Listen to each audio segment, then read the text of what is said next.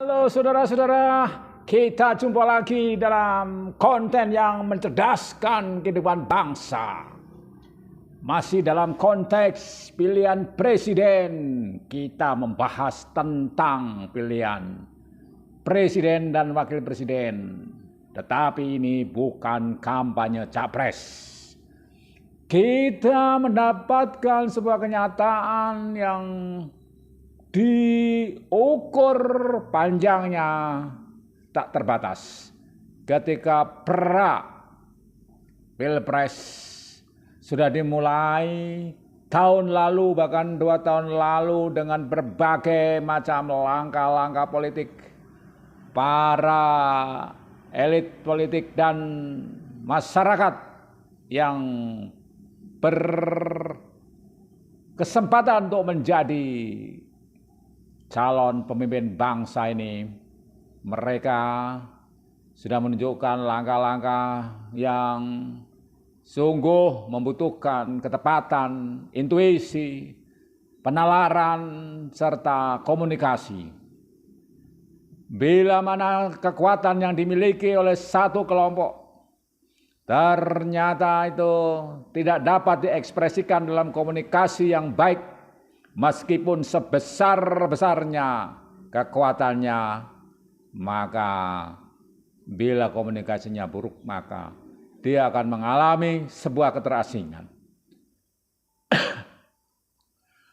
Akhirnya kekuatan kelompok lain yang lebih kecil darinya ternyata dapat bersekutu, berkumpul untuk membangun kekuatan baru dan berhadapan dengannya, yang pada saat kondisi sedang aman dan tentram seolah-olah meninabobokan terhadap kewaspadaan bahwa unsur-unsur eksternal akan mempunyai kesempatan untuk melawan dirinya oleh karena kekuatan internalnya tidak dapat diekspresikan dengan baik bersama kekuatan eksternal.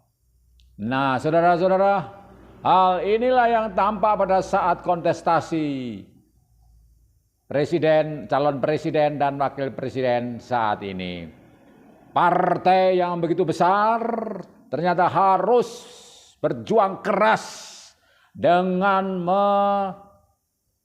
memekikkan slogan-slogan perjuangan dan menganggap bahwa yang dihadapi adalah pihak-pihak yang melawan perjuangan yang sudah membentuk bangsa ini sebegitu jauh dan dalam, dengan berbagai perjuangan dari masa ke masa.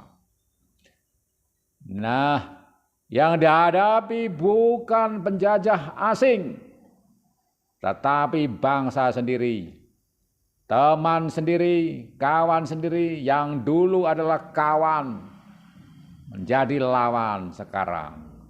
Sementara ada sebagian yang dulu adalah lawan sekarang menjadi kawan. Nah, itu semua yang dihadapi adalah bangsa sendiri yang konstelasinya ternyata dengan mudah berubah setiap 5 tahun sekali. Sesudah 5 tahun biasanya bersatu lagi, berkumpul, membentuk koalisi dan mendukung pemerintahan dan sebagainya. Terjadi negosiasi lagi, pendukungan pemerintahan hingga sampai akhir dari jabatannya selesai. Nah, saudara-saudara, pada saat pemilu ini kita digiring untuk membuat suatu pemikiran bahwasanya yang dihadapi oleh masyarakat saat ini adalah memilih yang terbaik dari mereka, dengan kontradiksi pertentangan yang utama adalah antara A melawan B dan melawan C karena ada 3 paslon. Nah, di sini yang diperebutkan, yang diperhadapkan sebetulnya kalau dinilai secara wajar, bila mana tidak ada kasus Mahkamah Konstitusi yang mengubah Undang-Undang Nomor 90, itu semuanya menjadi netral. semuanya bisa dinilai secara normatif, tidak ada apa-apa yang betul-betul kritis untuk melibatkan kekuatan masyarakat yang menyuarakan adanya ketidakadilan demokrasi, maka harus ada keadilan demokrasi. Nah, bila mana kasus MK ini tidak ada, maka yang bertarung adalah 3 paslon yang setara dalam hal kecakapan, keahlian, kepemimpinan, strategi, wawasan, dan nilai-nilai yang ditawarkan kepada masyarakat. Namun oleh karena ada kasus itu, maka perjuangan dari kelompok yang merasa bahwa hal itu sudah merupakan sebuah pengeberian dari demokrasi dengan mengubah undang-undang melalui koridor yang dipaksakan, meskipun akhirnya secara hukum dimenangkan lah calon yang berkesempatan untuk maju ke dalam kontestasi ini, karena perubahan undang-undang itu tetap disuarakan, dan ini menjadi suatu kontradiksi utama yang pada saat ini digaungkan oleh kelompok pro-demokrasi dan non-demokrasi. Nah, saudara-saudara, dari sini kita melihat gelombang pro-demokrasi itu terus disuarakan dari waktu ke waktu. Dengan berdebar-debar kita menunggu keputusan MK pada saat itu untuk dapat menyatakan bahwa keputusan MK itu cacat secara hukum dan tidak sah. Namun kenyataannya keputusan MK yang meloloskan pasangan yang berumur di bawah 40 tahun dan pernah menjabat kepala daerah itu tetap lolos, dan meskipun terjadi pelanggaran etik sehingga ketua MK-nya diturunkan dari jabatannya, tetap keputusan MK hasil judicial review itu tetap dianggap berlaku secara sah. Nah, saudara-saudara, di sini sejarah yang tidak akan pernah dilupakan oleh para pro-demokrasi. Namun kenyataannya segencar kuat apapun upaya untuk melawan undang-undang yang sudah diselewengkan atau diubah ini supaya terjadi arus yang berbalik menjadi diperbaiki dan dibatalkan pencalonannya dan dikembalikan pada koridornya, tetap tidak bisa, sampai bergulir pendaftaran calon pasangan itu sah dan akhirnya mendapat nomor urut tertentu dan boleh maju sebagai calon pemimpin di negara ini. Upaya gelora masyarakat yang menekankan adanya mass action atau aksi massa dan gerakan massa dari rakyat, kekuatan rakyat, people power, semuanya terkesan menjadi mentah. Meskipun para pejuang pro-demokrasi itu menggelorakan tentang gelora reformasi tahun 98 yang menyebut demokrasi Indonesia dengan adanya keputusan MK itu menjadi jatuh dan mengalami kemunduran dari perjuangan demokrasi selama bertahun-tahun. Nah, sebetulnya sementara rakyat yang kebanyakan tidak tahu menahu tentang hal ini dan mereka menganggap hal ini adalah hal yang wajar. Hal ini bahkan didukung oleh para ahli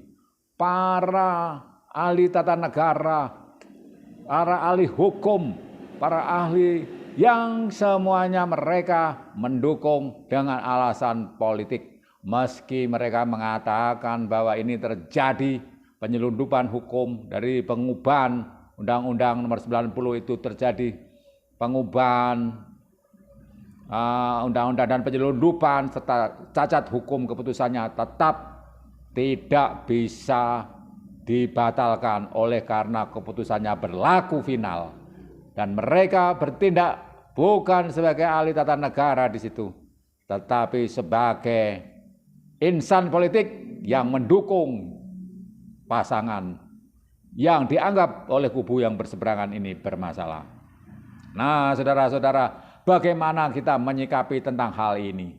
Karena kenyataannya semuanya terus terjadi meskipun dianggap sebagai produk hukum, produk reformasi yang gagal dan anak haram konstitusi. Ada yang bilang begitu, ya tetap ini berlaku dan masyarakat tetap mendukung sebagian besar dari masyarakat, sebagian dari masyarakat tepatnya mendukung mereka, bahkan terus bergulir waktu sehingga didengungkanlah oleh dua pasangan calon yang lain. Yang penting sekarang beradu di dalam pilihan.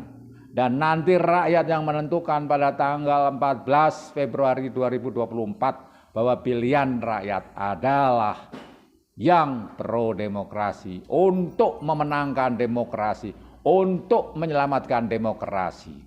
Namun kita tahu posisi sekarang kondisinya ketiga paslon ini dianggap setara dan mempunyai kesempatan yang sama untuk memenangkan kontestasi dan mereka tidak bisa dikatakan tidak sah. Mereka adalah pasangan-pasangan yang sah yang mempunyai kesempatan dan mempunyai peluang untuk yang sama mencapai posisi sebagai pemimpin bangsa ini. Nah, saudara-saudara, apa yang dapat kita pelajari dari hal ini? Kita tidak bisa sekedar berpendapat secara pribadi, di mana secara pribadi itu adalah sebuah kewajiban pribadi. Namun ketika kita menghadapi sebuah kewajiban umum yang diperhadapkan kepada kita lagi bukanlah tuntutan pribadi sendiri, tetapi tuntutan dari pihak lain. Tuntutan dari pihak lain itu dapat berupa kondisi-kondisi yang menyebabkan pihak lain itu berpendapat bisa berlawanan dan tidak menuntut kita melakukan sesuatu yang tidak mereka setujui. Itulah salah satu filsafat yang kita pelajari pada saat ini. Ketika yang satu pihak ini dianggap merupakan pasangan yang cacat hukum dan pasangan yang bermasalah, dan dua pihak yang lain menyerukan berbagai penolakan dengan upaya untuk menjatuhkannya atau menggagalkannya, baik itu secara hukum, baik itu secara massa, baik itu secara demonstrasi, baik itu secara pendekatan persuasif, penyebaran dan istilahnya penyadaran pada masyarakat, bahkan menjurus ada yang provokasi sehingga dilaporkan ke Bareskrim dan sebagainya.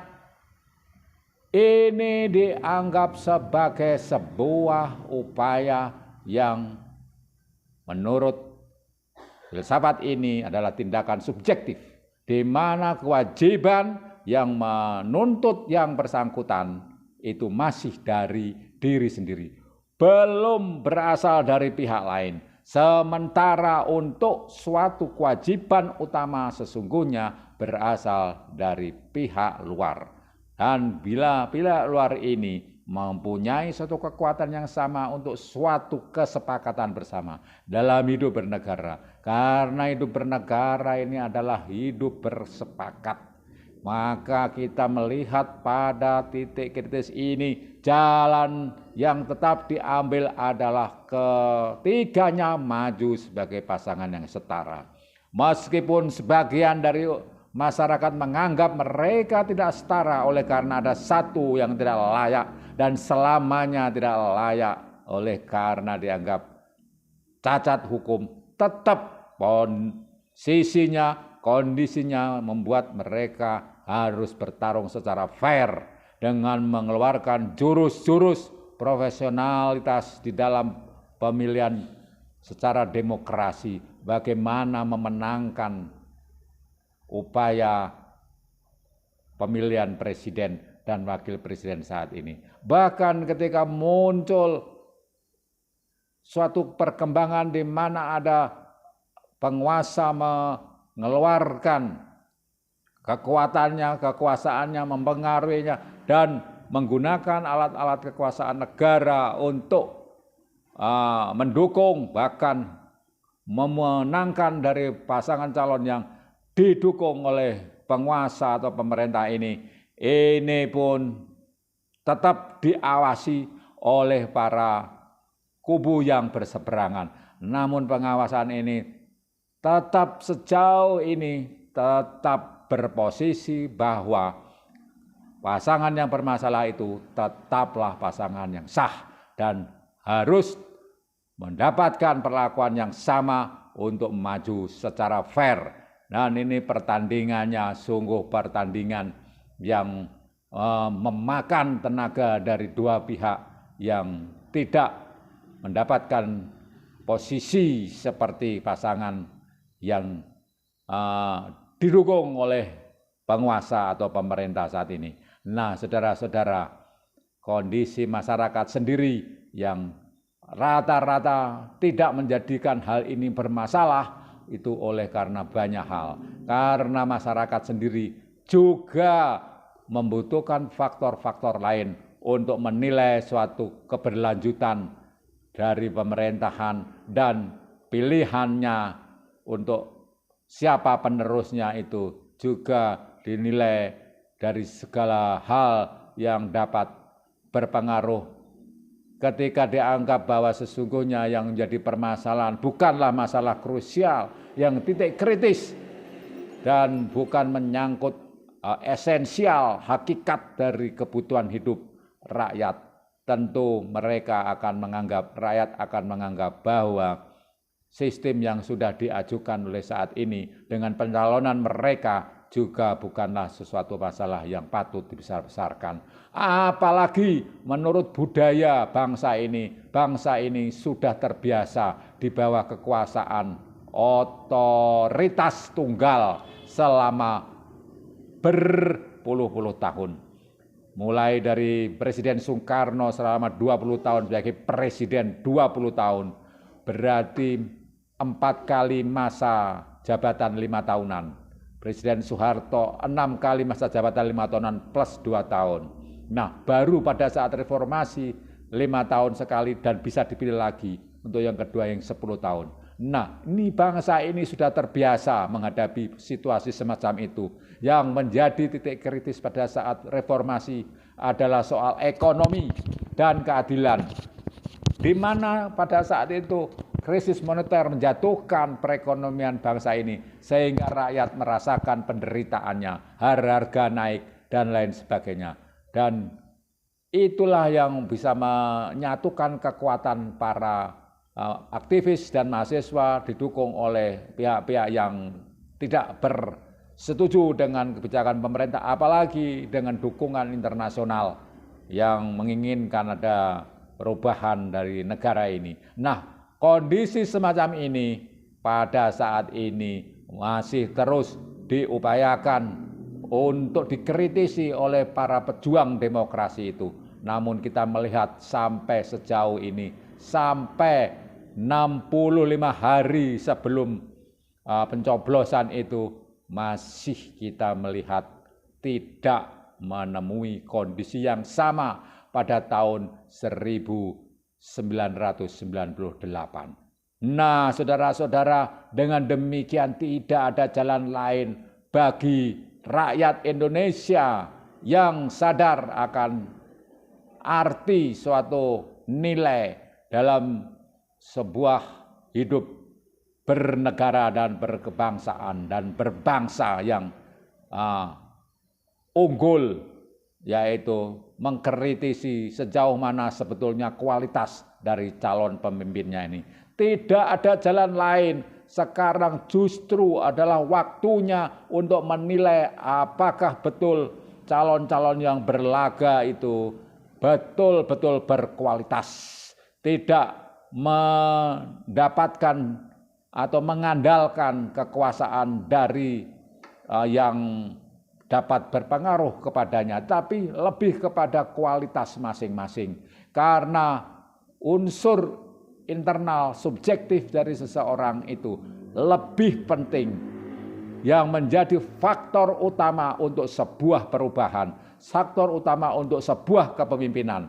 Karena seberapapun besar kekuatan luar yang berpengaruh, baik itu dari pemimpin sebelumnya maupun dari lingkaran-lingkaran pendukung, lingkaran-lingkaran partai yang mendukungnya, tetapi kalau pemimpinnya itu kurang berkualitas, maka di sini adalah sebuah gambling atau pertaruhan yang sangat kritis kondisinya, seperti di tepi jurang. Maka pada saat inilah di antara ketiga calon itu kita mesti dapat melihat bagaimana sesungguhnya secara pribadi dari ketiga paslon ini, tiga paslon ini. Secara pribadi mereka, kekuatan, keahlian, kepandaian, kepemimpinan, kesabaran, kepemimpinan yang betul-betul sesuai dengan jiwa Pancasila dan Undang-Undang Dasar 1945 sebagai nyawa untuk berdirinya bangsa ini dapat ditunjukkan secara terbaik oleh mereka. Dan disinilah saatnya, ini adalah masa pertaruhan untuk mencari pemimpin yang terbaik menuju Indonesia Unggul 2045.